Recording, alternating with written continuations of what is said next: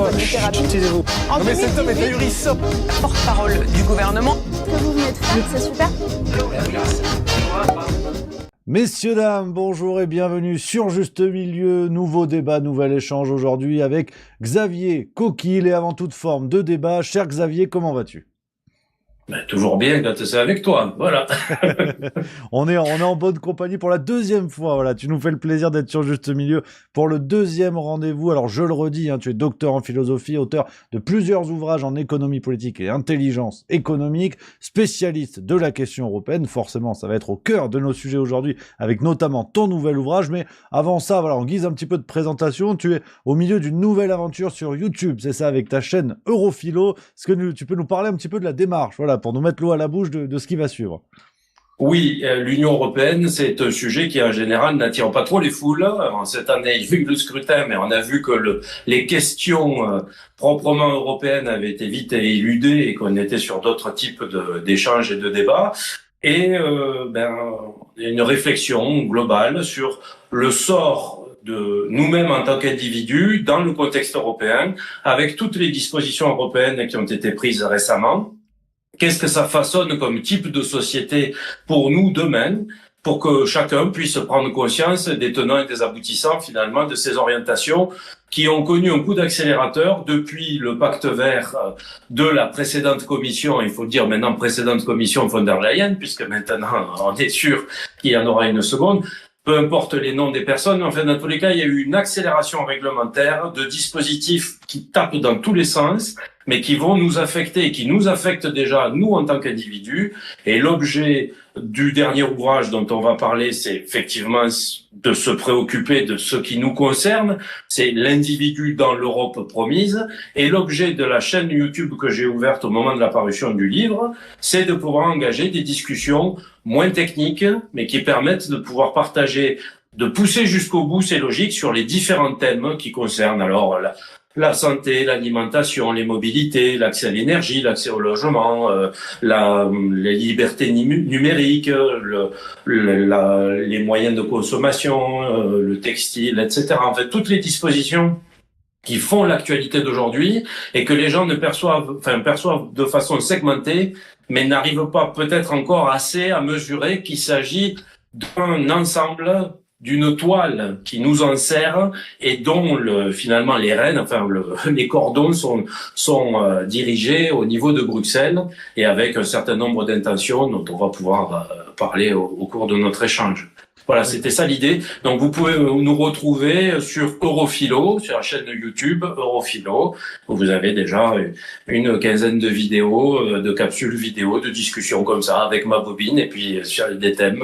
C'est pas très varié, on s'efforce d'avoir de l'humour, mais c'est pas du comique non plus. Mais bon, je pense que ça peut aider. C'est un travail plutôt pédagogique pour pouvoir sensibiliser les gens à ces problématiques que de toute façon nous subissons déjà et nous allons subir encore plus, et dont on perçoit pas d'où vient le coup finalement. Et là, c'est l'occasion de pouvoir bien montrer toute l'architecture et la logique de tous ces dispositifs et comment ils s'interpénètrent et s'imbriquent les uns dans les autres.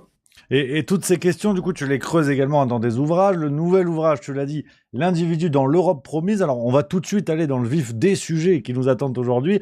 Et d'abord, une question de mots, vraiment de lexique. Tu parles d'individu, on l'a entendu là, et toute la différence avec la notion de citoyen, qui est un peu au centre du projet de l'Union européenne aujourd'hui. Est-ce que tu peux nous dire quelques mots sur le choix que tu as fait de ce mot de l'individu plutôt que du mot citoyen dans le cadre de ce que fait l'Union européenne aujourd'hui ?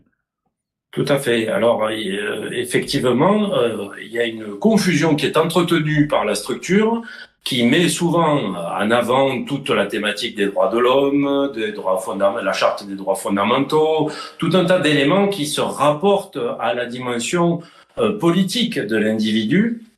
Mais en réalité, c'est une sorte de prétexte utilisé par la structure européenne pour pouvoir neutraliser la dimension politique des individus au sein de leurs États et pour pouvoir fonctionner, je dirais, en tenant les États. Ça sert, disons, de prétexte. En réalité, le citoyen en tant que tel n'est pas l'objet du projet européen. le projet européen tel qu'il est né du traité de Rome, c'est d'abord une association à visée économique, orientée sur les productions matérielles, les échanges de marchandises, la circulation des marchandises. C'est ça la racine première de l'Union européenne. Et là-dedans, l'individu n'intervient qu'en tant qu'opérateur économique. Il est pris en charge par les textes de manière indirecte, en tant qu'opérateur économique, c'est-à-dire la circulation et l'établissement des travailleurs, la circulation des étudiants en tant que futurs travailleurs, la circulation des retraités et des touristes en tant que ex-travailleurs, si tu veux, et puis également la circulation des migrants en tant que futurs intégrés dans le système. Tu vois, chaque fois, l'angle d'attaque est toujours ramené, raccordé à la dimension proprement économique, opérateur économique de l'individu. C'est pour ça que j'ai préféré utiliser le terme d'individu. C'est cette notion de radicalité. Hein, d'ailleurs, on termine sur des questions, où il s'agit vraiment de voir de quelle façon l'institution s'arroge la somme des individus en Europe comme étant une sorte de troupeau de gens dont on doit manager les flux, dont on doit contrôler finalement les pratiques, les usages, les quantifier, les mesurer, les faire correspondre à des normes. C'est ça qui est sous-tendu, si tu veux. C'est pour ça que j'ai choisi ce terme d'individu dans l'Europe promise et de faire l'examen du décalage entre ce qu'étaient les messages annoncés, ce qu'étaient les éléments affichés et ce qu'on expérimente aujourd'hui au quotidien en tant qu'individu.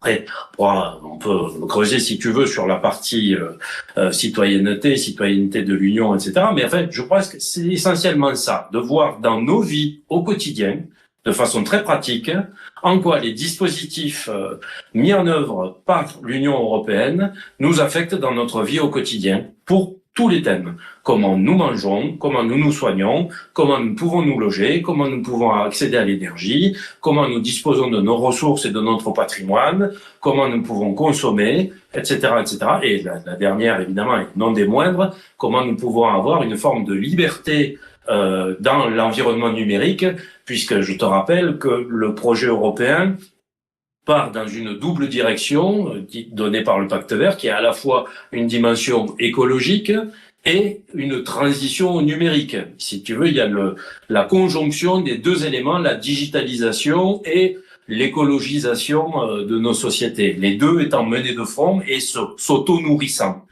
Donc voilà un peu l'idée du panel qui donne lieu à l'ouvrage qui est toujours bleu et jaune puisqu'il est dans la même collection que le précédent et qui est une lecture peut-être plus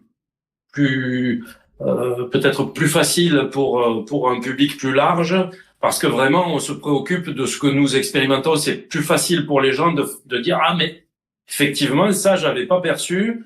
Je connais cette dimension pratique, j'avais pas saisi d'où ça venait.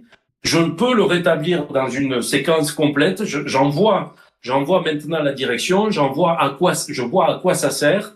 Et ça parle peut-être plus aux gens qu'une discussion purement politique sur la structure politique de l'Union en tant que formation politique. Et sur justement le fait que l'Union européenne s'immisce de plus en plus dans tous les domaines de notre vie personnelle, tu l'as dit, la consommation, l'économie, le travail, la mobilité, toutes ces questions-là, est-ce qu'on assiste à une soumission de plus en plus totale des États qui acceptent ces règlements, qui acceptent le fait que l'Union européenne s'immisce de partout, ou est-ce qu'aujourd'hui les États de l'Union européenne, les États membres, ont encore la possibilité de refuser certains pans de l'ultra-législation de l'Union européenne ? Écoute, je pense qu'on est à plus de 60 ans de pratique européenne. Les États, leur mise au pas a été actée au fur et à mesure de l'évolution des traités et elle est maintenant quelque part acquise. Il y a des éléments à la marge qui permettent aux uns et aux autres ponctuellement de se signaler ou d'obtenir des exemptions sur ceci ou cela ou afficher un refus à un moment ou à un autre. Mais le fonctionnement pour le moment, il n'est pas du tout remis en question. Regarde d'ailleurs si on veut simplement se pencher sur le fruit des élections, mais cette fois en le regardant tel que ça doit être regardé, c'est-à-dire à l'échelon européen, pas à l'échelon du scrutin national français, rien n'a changé. Rien n'a changé, si tu veux. La composition des groupes politiques en présence et la maîtrise de l'institution n'a pas varié d'un iota, en dépit de tout ce qu'on peut agiter dans tel ou tel pays, sur telle ou telle évolution, etc. Donc ça, cet élément-là, je pense que les États sont déjà dans une culture européenne, avec des gens qui accèdent aux fonctions de responsabilité, qui ont été formés, calibrés dans ce moule-là. Ça fait partie de leur élément naturel, si tu veux. Donc je pense pas que ça soit par là que la remise en question puisse survenir. Je pense en revanche que il y a une inflexion qui est, si tu veux, la structure jusqu'à présent se préoccupait plutôt de ses interlocuteurs, les États, et des interlocuteurs professionnels comme les entreprises, etc. Les textes qui étaient conçus par l'Union s'appliquaient sur nous en tant qu'individus, mais par ricochet, parce que d'abord, c'était des normes qui concernaient la façon de produire, qui concernaient donc les entreprises, l'industrie, les différents types de normes, ou les États, ou les services publics, tu vois, donc c'était des grosses structures. Mais ça ne nous visait pas spécifiquement, ça ne visait que en rebond. Or, depuis le Pacte Vert, c'est ce que j'avais annoncé en conclusion du livre de l'an dernier, dont celui-ci est la suite, si tu veux, c'était de dire la modalité classique de progression de l'Union qui se faisait par le biais d'un élargissement, petit à petit, de son territoire et du nombre de membres. On voit bien que ça bute sur des réalités, c'est-à-dire que c'est plus possible comme avant de grandir depuis 6 États jusqu'à 27 aujourd'hui et potentiellement 35 ou 36.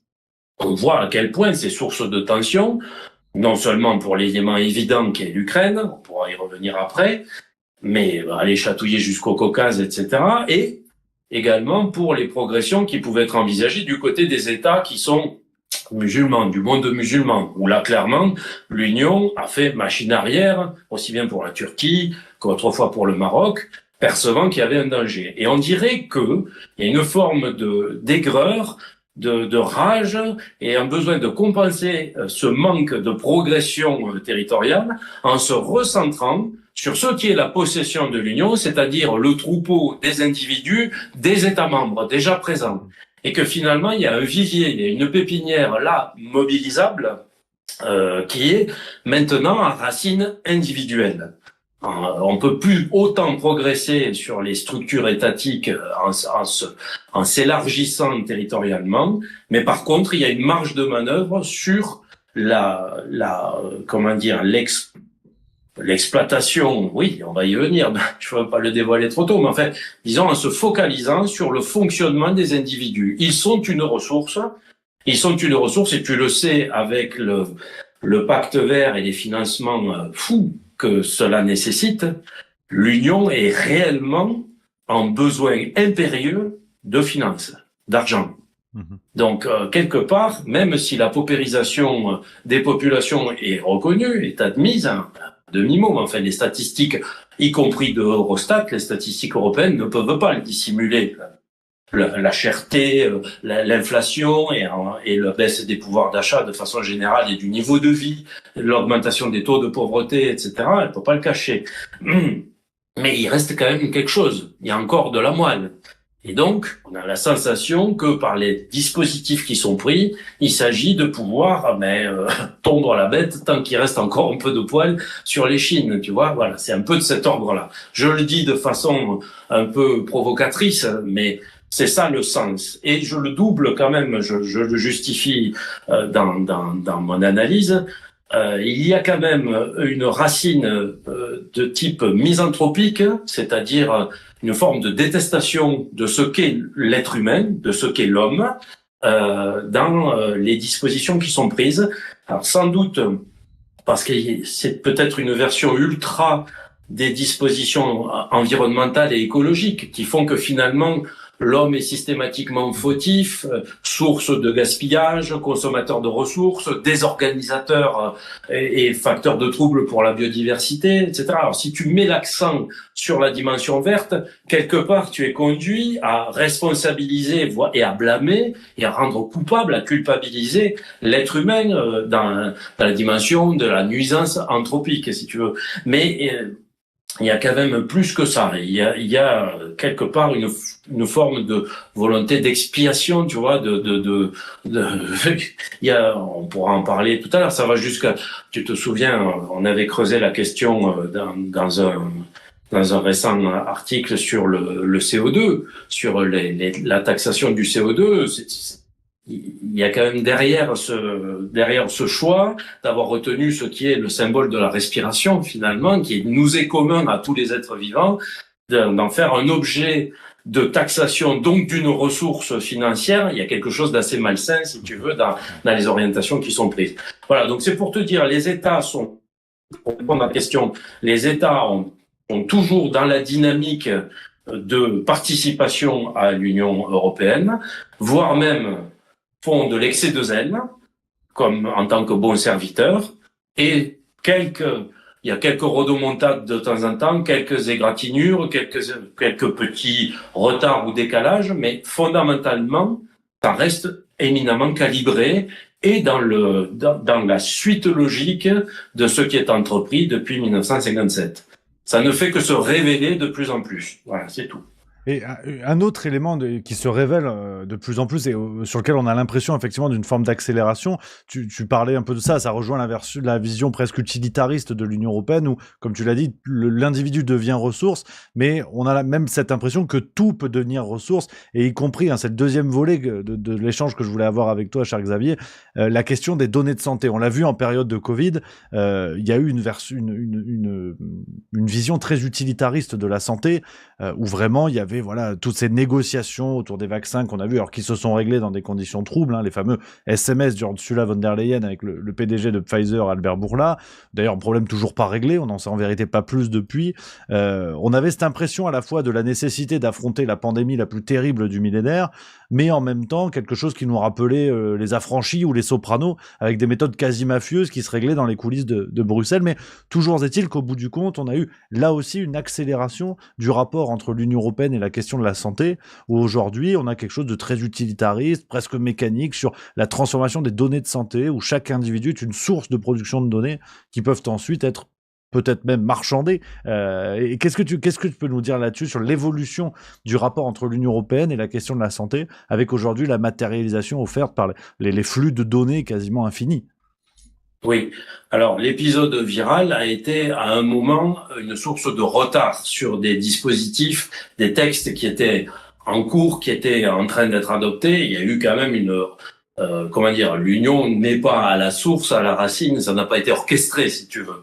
Donc ça, on est bien d'accord là-dessus. Donc ça les a troublés à un moment donné. En revanche, ça a été rapidement réutilisé, réaccaparé, pour pouvoir rattraper le temps perdu après coup et donner un coup d'accélérateur aux dispositions qui étaient déjà dans les tiroirs, enfin qui étaient déjà sur les tables, avec ce rapprochement assez audacieux qui consistait à dire que finalement la donnée pandémie n'était que le fruit du dérèglement climatique, qui lui-même n'est que le fruit des activités anthropiques. C'est-à-dire, on a très vite fait un lien de cause à effet entre tout ce qui était la thématique écologique que véhiculait l'Union déjà par le Pacte Vert, puisqu'il avait été publié fin 2019, donc juste avant la flambée pandémique, et de pouvoir dire finalement cette pandémie, tenez, vous avez la preuve sous les yeux de ce qu'on vous disait. Parce qu'au final, le fait que ça soit ton cher pangolin qui ait pu avoir mordu quelqu'un au marché de Wuhan, etc., c'est en raison de quoi? De la déforestation, c'est en raison de l'agriculture intensive, c'est en raison de ceci, de cela. Et tu vois, hop, on infère, on remonte la chaîne et tout est tout à fait en phase. Alors, ce que tu signalais, qui est emblématique avec la relation Pfizer et d'autres, bien entendu, il n'y a pas que ça, c'est tout à fait révélateur de cette sorte de marche en parallèle entre les grands groupes, les grandes sociétés et les dispositions qui sont prises par l'institution européenne. L'institution européenne surfe sur l'évolution aussi des mœurs et des équipements techniques au sein de la société. Elle a parfaitement saisi ce que représentait comme opportunité la large diffusion des smartphones, le fait que nous soyons demain quasiment tous un individu, un téléphone. Ça, ce levier-là est parfaitement saisi par l'institution pour pouvoir avancer sur ses propres thématiques. De la même manière, pour l'architecture des données et les données de masse, elle a parfaitement saisi, c'est inscrit dans des textes, à quel point là, il y avait une forme de ressources financières dans la maîtrise des données de masse et dans leur exploitation. Et donc, elle est pour cela en dialogue permanent avec les grands acteurs que sont les grandes plateformes de services et les grands acteurs majoritairement américains, de toute l'utilisation de l'exploitation de la donnée jusqu'à l'intelligence artificielle dont on nous rebat les oreilles régulièrement. Mais il y a, si tu veux, cette double progression entre l'évolution de la structure et l'accompagnement des tendances écologiques technologiques qui se font jour. Alors, en ce qui concerne la santé, tu as raison d'évoquer, il y a un nouveau dispositif qui s'appelle l'espace européen des données de santé, alors EDHS dans l'acronyme anglo-saxon, qui est censé être une plateforme sur laquelle seront versés des éléments à racines individuelles pour chaque individu concernant les dossiers médicaux de chaque individu, mais ce n'est pas tout. On y raccroche également tout un tas de données complémentaires, notamment sur le statut d'assuré social et la nature des contrats d'assurance, sur le statut au niveau revenu et statut social, statut de sans-abri, etc.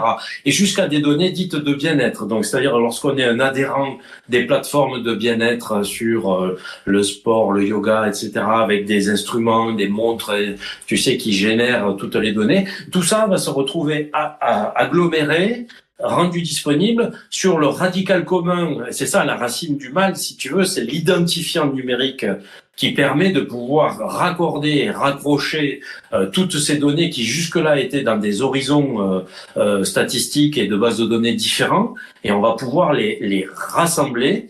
Et je te le donne en mille, évidemment, qui est l'hébergeur de de ce grand espace, tu le sais, tu en as entendu parler, c'est Microsoft. Donc, en fait, bon, voilà, on voit bien comment les choses s'articulent là-dessus, avec l'idée que ils ont même développé un concept. Tu sais que l'Union européenne est championne pour les terminologies alors c'est toujours très savoureux, le choix des termes, même si c'est souvent le contre-exemple, hein, où tu te souviens de notre dernier échange où on parlait de la fameuse facilité européenne pour la paix, hein, qui consiste à simplement fournir des lignes de crédit et des armes à l'Ukraine. Bon, comme facilité pour la paix, hein, tu repasseras. Et bien là, ils ont développé le concept de, accroche-toi, l'altruisme des données. Donc ça veut dire que les individus que nous sommes, il faut que nous apprenions à être altruistes, parce que tu te doutes bien que l'altruisme, c'est pas les grands groupes qui doivent l'avoir.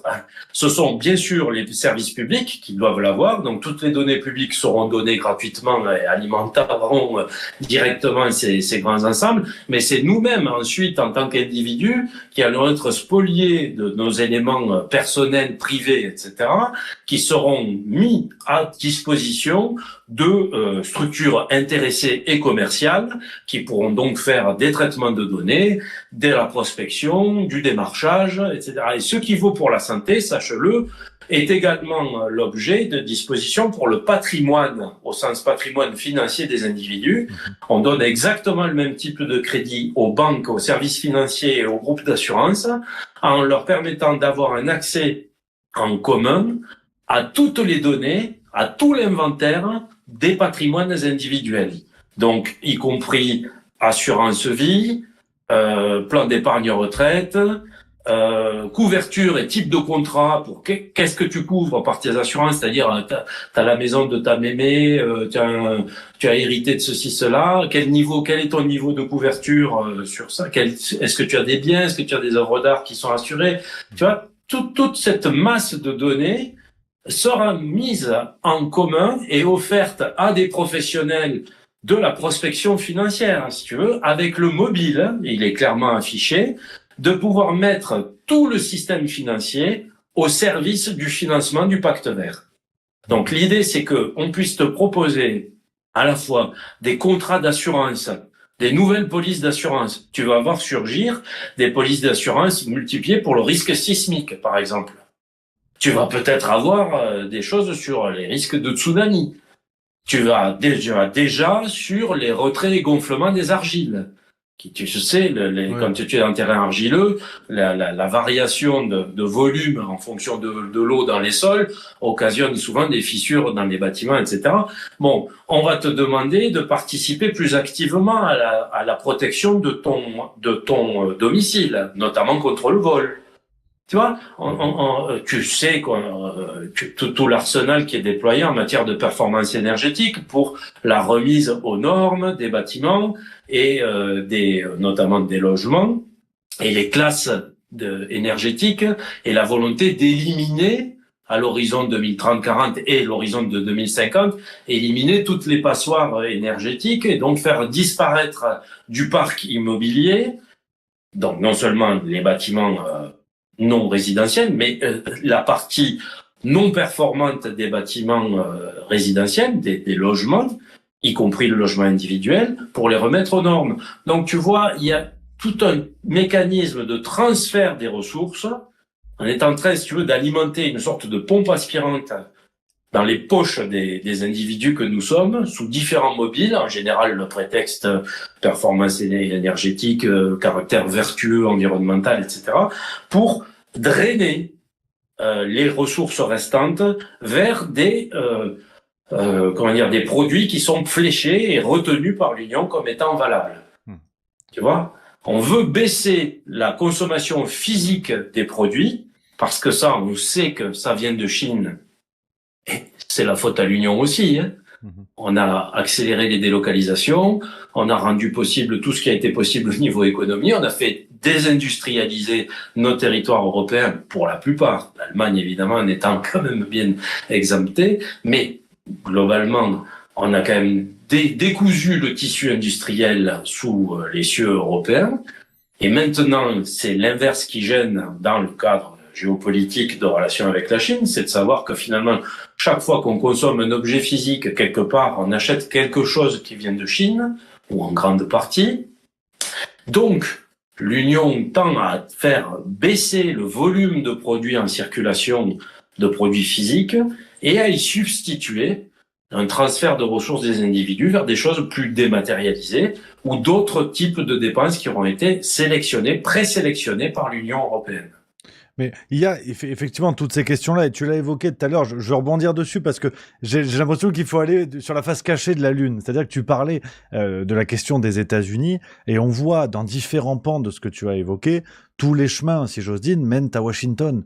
C'est-à-dire qu'au bout d'un moment, la vassalisation de l'Union européenne semble entrer dans une phase qui n'a jamais été aussi claire. C'est l'histoire de l'Union européenne il suffit de voir un peu les biographies de quelqu'un comme Jean Monnet, de comprendre que les Américains n'ont jamais été très très loin. Mais aujourd'hui, sur la question des données que tu évoquais, c'est assez clair qu'il y a un pilotage américain qui ne s'en cache même plus. C'est-à-dire que à l'heure où l'Union européenne rechigne à toute forme de protectionnisme, on a les Américains, Joe Biden et l'Inflation Reduction Act qui font ça au nez et à la barbe de l'Union européenne, et ça ne dérange personne. Le hasard du calendrier a fait que le Nord Stream 2 a explosé, qui contribue à affaiblir terriblement l'Allemagne notamment. L'Union européenne ne fait même pas d'enquête pour savoir ce qu'il en est, alors qu'on parle quand même de son approvisionnement énergétique. Est-ce que ça, aujourd'hui, ça te semble clair, cette vassalisation, ou pas forcément ? Alors, j'aurais une position un peu plus, nuancée, dans la mesure où on peut citer tout un tas d'exemples où la vie en propre de la structure européenne contrarie les intérêts des États-Unis. Donc, faut pas imaginer que ça soit dans un rapport unilatéral, si tu veux, de maître à esclave et qu'il n'y ait pas de relation dialectique.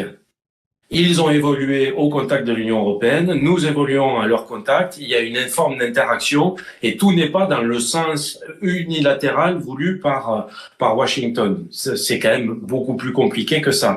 Les personnalités auxquelles tu fais référence, oui, mais évidemment, elles étaient clairement inspirées, qu'il y ait eu des prétentions que un certain nombre, et encore une fois, États-Unis, c'est pas États-Unis, c'est une certaine classe dirigeante du pays qu'on appelle les États-Unis. Hein, c'est pas le mangeur de côte de bœuf du Midwest qui est spécifiquement à la racine. Alors, quelque part, je pourrais me contredire moi-même parce que avec tous les fonds de pension de type, les noms que tu connais, de BlackRock et autres, tu as des masses d'argent de capitalisation du commun des mortels américains pour financer ses retraites, etc., qui demandent à s'investir partout sur la planète. Enfin bref, on revient sur le débat de la mondialisation ou pas et de la libre circulation des capitaux. Donc ça, c'est un éternel problème.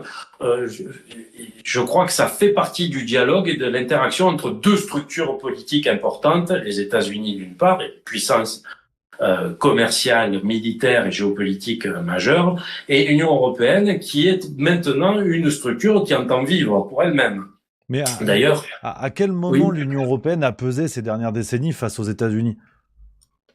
Alors, sur la partie normative, il y a un certain nombre de dispositions qui ont été prises dans la réglementation, notamment sur les normes anti-pollution, sur tout un tas de produits industriels qui sont à racines européennes et qui ont par contre-coup été adoptés au niveau des États-Unis. Puisque tu sais que sur certaines réglementations, comme c'est un pays fédéral, les situations d'un État par rapport à l'autre peuvent varier. La Californie étant toujours très en avance sur tout ce qui est la partie normes anti-pollution, etc.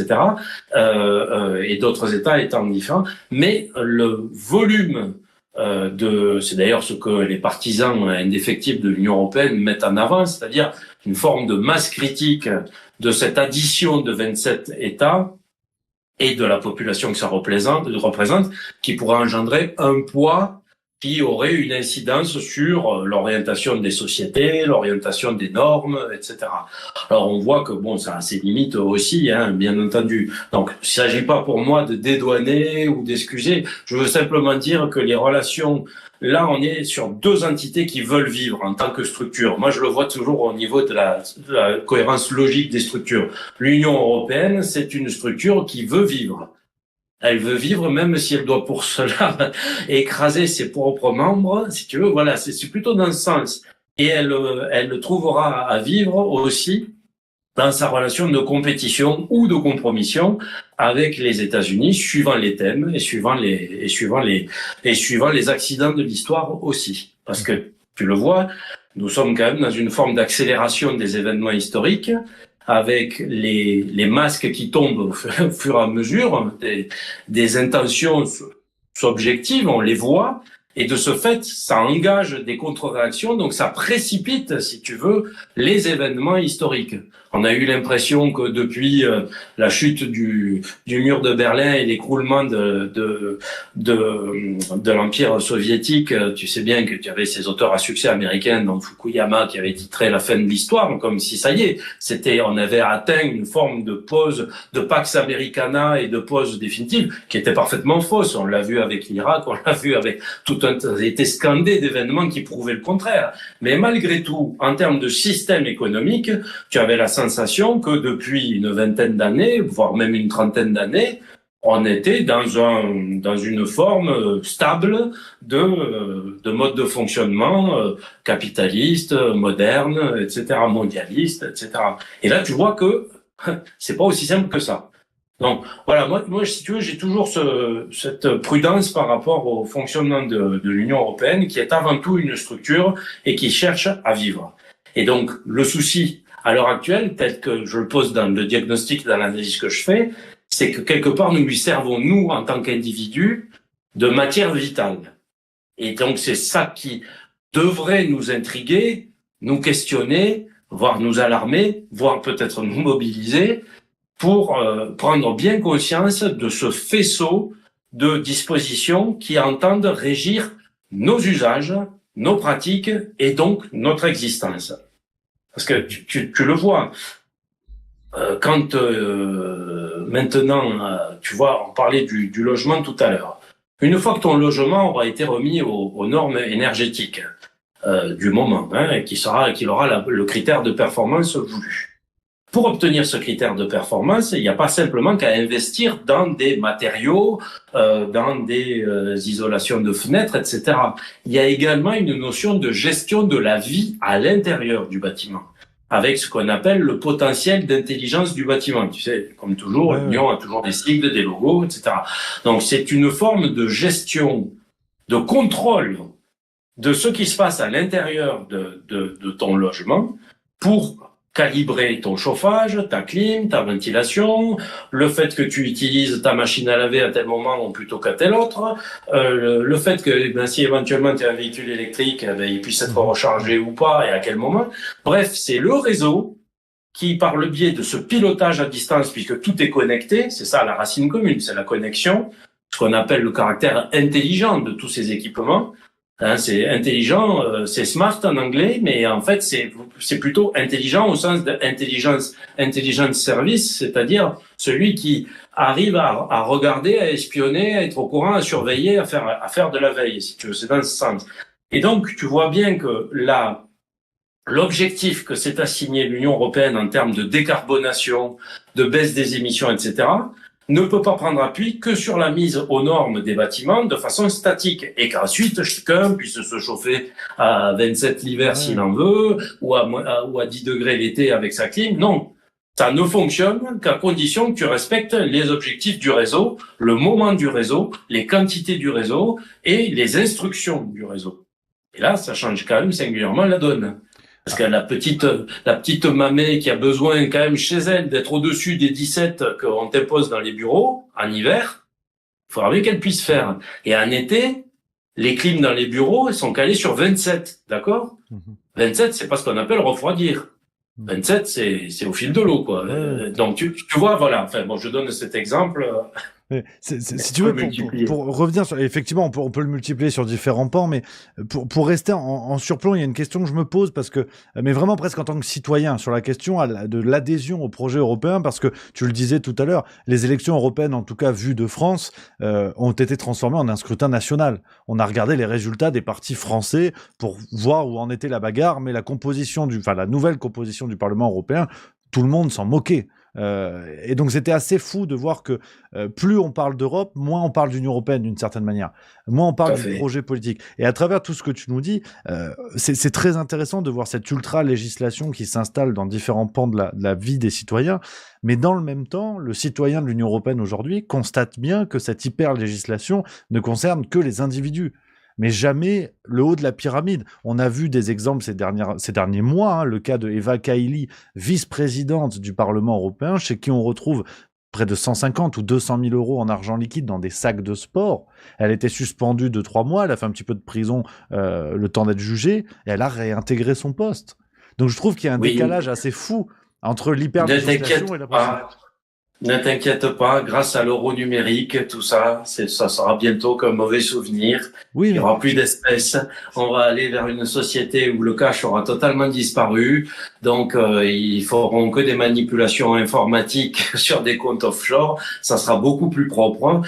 Tout se passera bien. Donc, si tu veux, je le dis en riant, mais il y a une forme d'auxiliaire et de compromission et de collaboration finalement passive des individus au modèle européen, parce que ils savent, comme je te le disais tout à l'heure, ils savent jouer sur la bonne touche. C'est-à-dire, jusqu'à présent, on a toujours suscité dans les messages européens ce que moi j'appelle des miroirs aux alouettes. C'est-à-dire qu'on va te faire miroiter quelque chose qui te semble attractif, plus pratique, je vais donner des exemples, qui permet de faire passer derrière ce qui, lui, est coercitif et prescriptif, mais toi, tu resteras rivé sur ce qui est vraiment, qui te semble éminemment désirable. Je donne un exemple. Le véhicule autonome. Le véhicule autonome, c'est le miroir aux alouettes ou le véhicule électrique. C'est le miroir aux alouettes distillé par l'Europe pour pouvoir, à terme, et c'est écrit dans les textes, réduire la flotte de véhicules en circulation. L'objectif premier, c'est qu'il y ait moins de véhicules en circulation. C'est pas tant de passer à l'électrique. L'électrique n'est que le moyen pour pouvoir parvenir au résultat voulu, qui est la réduction, l'attrition du parc de véhicules en circulation.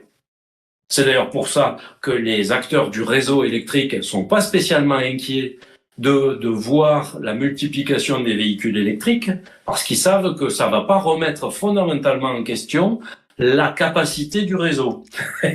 Pourquoi? Parce qu'on l'a expliqué, on le montre dans l'ouvrage.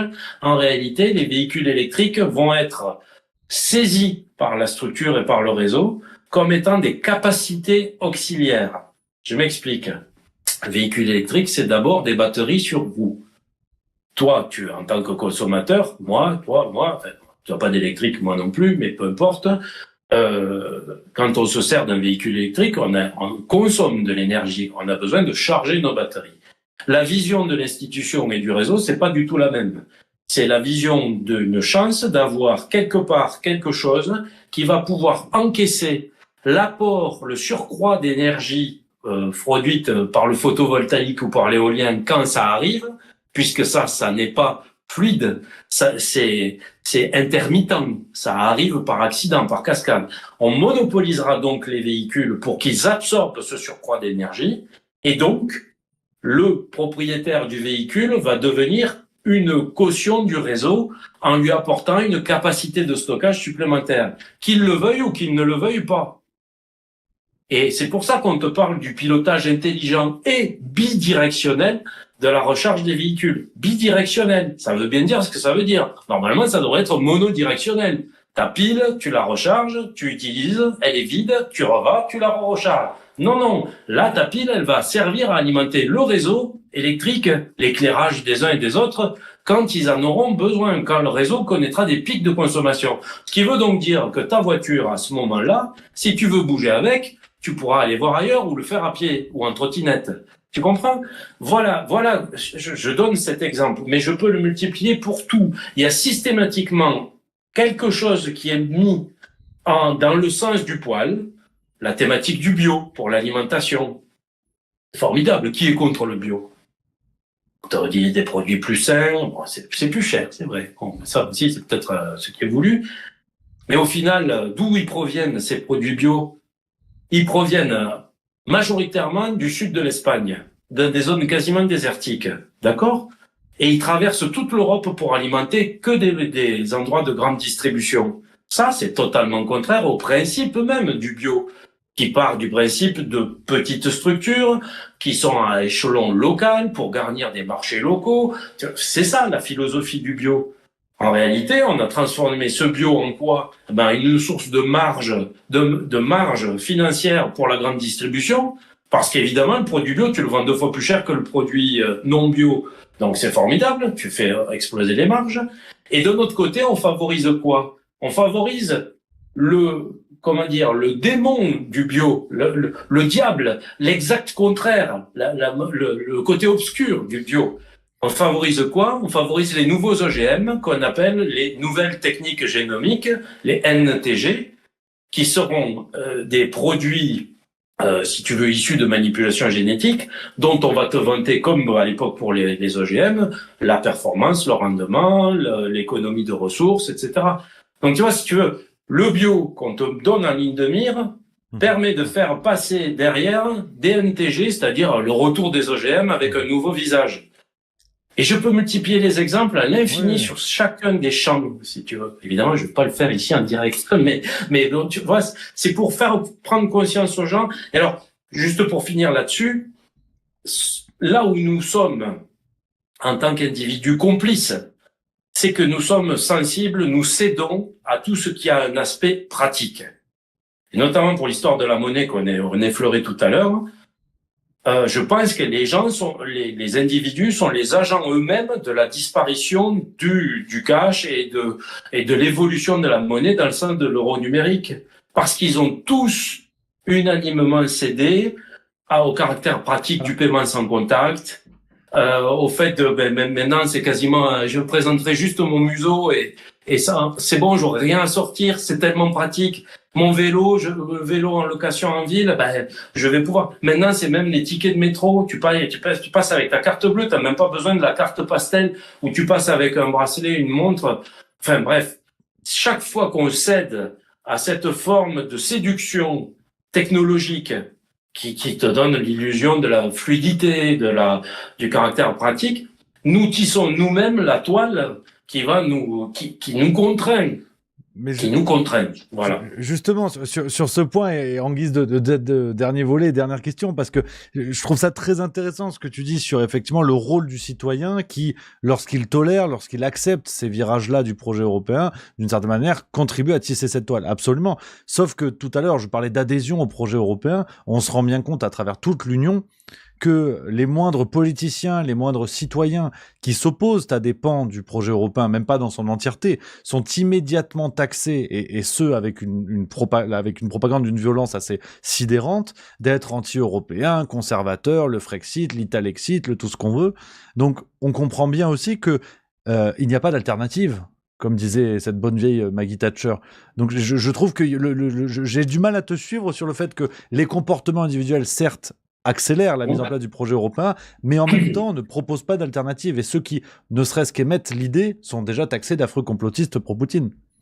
Parce que je pense que peu de gens lisent les textes européens. Nous avons en fait tout sous les yeux pour aller jusqu'au bout des contradictions de la structure.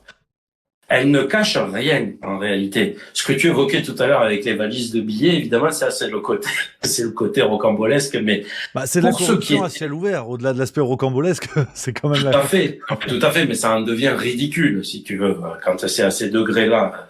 Mais ce que je veux dire, c'est que ce qui est profond, ce qui a un impact réel sur la vie quotidienne des gens et la vie future des gens, ça, c'est du fait que nous sommes dans une structure de coopération interétatique. Il faut qu'on passe il y a un passage obligé qui est celui du texte qui sera validé par tout le monde. Donc, tu es obligé d'écrire, de dire concrètement ce que tu as l'intention de faire. Donc, rien n'est caché. Ça nous est accessible. Alors oui, c'est vrai, il y a beaucoup de fonctionnaires et ils travaillent. Donc, il y a beaucoup de textes, il y a beaucoup de lignes. Mais on peut pas dire que tout ça se fait c'est pas le travail d'une éminence grise et qu'on n'en a pas les preuves. Tout ça, c'est disponible directement en ligne sur les sites de l'Union européenne. Tu tapes les codes que je donne dans les ouvrages ou dans les discussions. Tu as accès immédiatement, normalement en français, sauf pour des choses litigieuses qui ne sont comme par hasard qu'en anglais, mais tu as accès dans toutes les langues des États membres à la copie du document. Elle n'est pas cachée, elle est en direct, y compris ce qui va être amené à être voté. Donc moi, je pense que le meilleur effort, c'est celui de la pédagogie pour que le maximum de population perçoivent, en dépit du caractère répulsif, enfin rasoir, si tu veux, de cette Union européenne, voilà, qu'on voit comme étant quelque chose, c'est technocratique, c'est que des textes et tout. Non, qu'on se donne un petit peu la peine de l'intelligence des textes ou de passer par des intermédiaires que nous sommes, toi, moi, avec nos productions. Nous faisons office d'intermédiaires. On évite au commun des mortels d'avoir à s'enfiler les séries de centaines de pages. Mais bref, à partir du moment où c'est argumenté, c'est pas des conjectures, c'est clairement ce que dit l'Union elle-même. Il suffit simplement d'écouter, en fait, de lire ce qu'elle dit. Et là, tu as les éléments, et de ce fait, tu as l'alternative, elle y est. Elle y est parce qu'en réalité, tu vois la direction vers quoi on veut t'amener. À partir du moment où on te donne le dessin de ce qui est prévu pour la suite, tu as les armes pour pouvoir infléchir le cours de cette orientation. Je te dis pas que c'est facile, je dis simplement que tu seras de toute façon victime et mouton si tu n'es pas conscient de ce qui se passe et du projet et c'est pas un projet au sens de complot, mais je veux dire de la direction logique, de ce vers quoi, les conséquences de les tenants et les aboutissants. Tant que tu n'en as pas conscience, tu vis au jour le jour l'événement. Et c'est ce qu'ils souhaitent. C'est ce qui est souhaité. C'est ce qui est souhaité, que tu sois dans la stupeur, dans la stupéfaction, ben ça, je m'y attendais pas. Clac, ça arrive, mais c'est trop tard. À partir du moment où tu as anticipé l'orientation, le fil logique, là, tu es beaucoup mieux armé. Et ensuite, il faut faire confiance à l'intelligence des individus, à l'intelligence locale, des gens qui vont se regrouper. Alors, local, pas forcément territorial, mais également de ce que nous faisons. Tu es en Suisse, je suis en France, nous communiquons, nous allons partager avec ton audience la plus large possible, qui va peut-être se greffer aussi sur ce que je fais et qui ira sur d'autres vers lesquels on peut renvoyer. Ça crée une communauté de gens qui ont conscience de ce qui se passe. Et si tu es conscient, tu as une chance de pouvoir être maître d'une part de ton destin. Et de ne pas le vivre comme une simple fatalité. Mais voilà. Justement, pour les citoyens de France et d'ailleurs, qui auront fait ce travail de pédagogie, qui se seront intéressés à ce que disent les textes, in fine, pour ceux qui souhaiteraient s'opposer fermement au projet européen, quelle est la solution? Qu'est-ce qui est écrit dans les textes pour s'opposer à cette marche? Alors, je vais te dire quelque chose. Déjà, précaution, c'est pas qu'une précaution oratoire, je le pense sincèrement. C'est évident que je passerais pour un tartuffe si j'allais dire que j'ai la solution miracle, que moi seul, depuis mon petit fauteuil ici, je peux résoudre des choses qui concernent 400 millions d'individus. Bon, on est d'accord. Donc, on fait abstraction de ça. OK. Il y a quand même un certain nombre de contradictions au sein de... Alors, oui, d'abord, ce qui va perdre l'Union, c'est d'ailleurs avec ça que je conclus, c'est que je dis, s'il n'y a pas un sursaut de la structure elle-même, elle risque de périr par où elle a péché. À l'heure actuelle, le seul mobile, ce que recherche l'Union, c'est l'argent. C'est des sous. C'est tout. C'est aussi simple que ça. Donc, à partir du moment où tu as conscience de ce qui est visé, à toi de développer ta parade à ta modeste échelle, mais tu es pas obligé de suivre béatement. Ou dans tous les cas, quand ton téléphone sonnera et qu'on viendra te proposer de placer dans un plan d'épargne pan-européen ton épargne pour des projets verts, etc., tu auras ton libre arbitre pour savoir ce que tu veux faire avec. Tu auras ton libre arbitre dans le choix de tes moyens de paiement aussi. Tu l'as encore, ce libre arbitre-là. Pour la mobilité, tu as le libre arbitre aussi de savoir si tu vas céder à la pression pour passer au véhicule électrique ou pas. Ou est-ce que tu vas dire que quand même, finalement, même l'hybride, c'est d'ailleurs ce qui se passe, si tu le remarques, tout le constat général, c'est que les ventes d'électriques pures commencent à plonger, alors qu'on avait enterré déjà l'hybride et que l'institution européenne jetait le discrédit sur l'hybride en disant non, le seul qui soit bon, c'est le 100% électrique. Si donc maintenant tu sais que quand tu achètes un électrique, tu vas finalement être autant mis à contribution que tu vas profiter du système, peut-être tu vas changer d'attitude. Pareil pour peut-être que les gens vont aussi se réfléchir au fait d'acheter un gros 4x4 BMW en électrique, peut-être qu'à force, ça va devenir différent. Pareil pour le textile. Le nouveau truc qui sort en ce moment, c'est, tu sais, la lutte contre la mode éphémère. C'est-à-dire le fait de... après avoir ouvert, il faut quand même pas oublier que nous avons l'accord multifibre qui a ouvert les vannes en 2002-2003 à l'import massif des textiles chinois alors qu'on avait des barrières protectrices et des quotas à l'importation. Mais bon, maintenant l'Union européenne revient là-dessus en disant finalement cette mode éphémère, c'est consommer beaucoup de ressources, c'est du gaspillage, donc plus question de ça. Il faut qu'on ait des vêtements d'occasion, des choses qui circulent, qu'on puisse pas recycler justement, qu'on puisse faire de l'économie circulaire. Et que donc les biens, là c'est pareil, ça va engendrer des tas de choses que l'Union elle-même ne peut pas prévoir. Qui avait prévu le boom de la cigarette électronique? Et du jour au lendemain, à partir du moment où ce petit truc est arrivé, tu as vu fleurir dans toutes les villes, même dans les villages les plus reculés, des boutiques, des échoppes pour vendre ça. Comment les gens étaient au courant? Comment ça s'est fait? Comment ça a réagi si vite?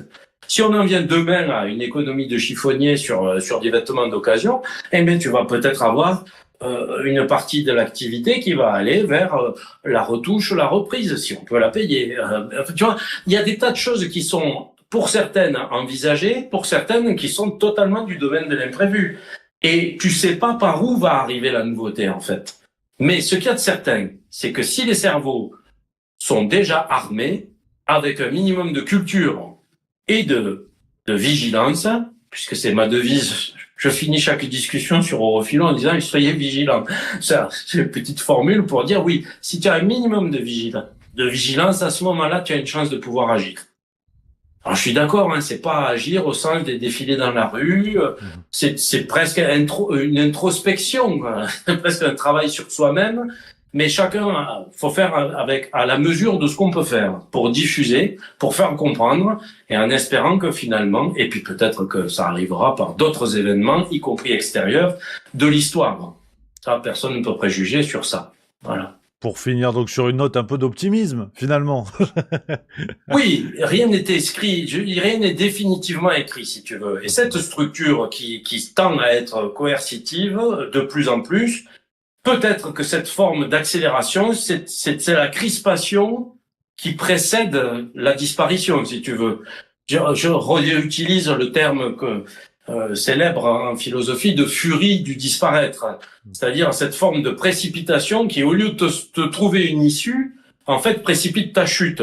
Peut-être que c'est ce que nous sommes en train de vivre en ce moment. On ne sait pas. Ce qu'on peut souhaiter, c'est qu'effectivement, ça soit le moins, le plus pacifique possible, le plus en douceur, mais on n'en sait rien. Ou on peut espérer qu'il y ait un sursaut de l'esprit de la structure pour dire, bon, il faut survivre, et pour survivre, il faut s'amender, il faut changer. Tu vois, dire, on va exploiter jusqu'au bout, mais final, on sera peut-être perdant, peut-être qu'il faut s'amender et qu'il y a moyen de faire autrement et de construire. Et là, si on a des gens qui sont armés pour faire des propositions, ça sera toujours bienvenu. Croisons les doigts et affaire à suivre donc. Merci beaucoup. Affaire à suivre. Merci cher Xavier pour toutes tes réponses. Voilà. Qui sont que des propositions, hein, ce sont des discussions partagées, si tu veux. Hein. Je suis pas un gourou, et je suis comme tout un chacun. Je m'efforce d'essayer de comprendre, et j'aime pas être mené sans avoir perçu les tenants et les aboutissants. Et j'essaie de le communiquer le plus largement possible pour qu'on puisse partager et évoluer là-dessus sur les analyses, parce que les intelligences cumulées, ça donne de la force. Absolument, absolument. Et pour aller plus loin, chers spectateurs, on l'a dit, c'est la chaîne YouTube Europhilo pour retrouver Xavier. Et nous, chers spectateurs, on va se retrouver bientôt sur Juste Milieu. Vous le savez, en attendant, prenez soin de vous, on réfléchit, on garde la banane. C'est le plus important. Merci à vous et à bientôt. Voilà.